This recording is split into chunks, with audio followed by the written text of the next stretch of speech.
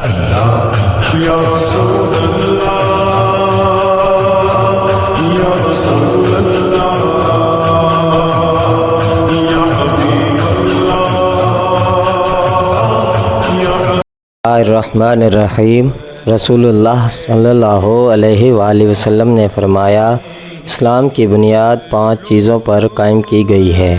اول، گواہی دینا کہ اللہ کے سوا کوئی معبود نہیں اور بے شک حضرت محمد صلی اللہ علیہ وآلہ وسلم اللہ کے سچے رسول ہیں، اور نماز قائم کرنا اور زکوٰۃ ادا کرنا اور حج کرنا اور رمضان کے روزے رکھنا۔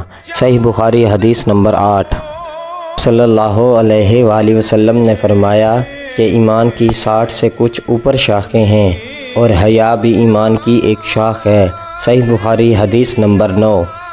صلی اللہ علیہ وآلہ وسلم نے فرمایا، مسلمان وہ ہے جس کی زبان اور ہاتھ سے مسلمان بچے رہیں، اور مہاجر وہ ہے جو ان کاموں کو چھوڑ دیں جن سے اللہ نے منع فرمایا۔ ابو عبداللہ امام بخاری نے فرمایا، اور ابو معاویہ نے کہ ہم کو حدیث بیان کی۔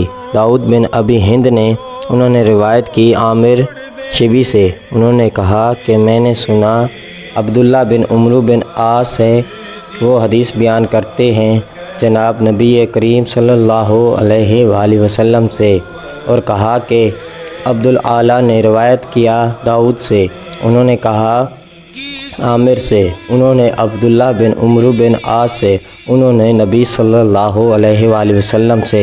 صحیح بخاری حدیث نمبر 10۔ انہوں نے پوچھا، یا رسول اللہ، کون سا اسلام افضل ہے؟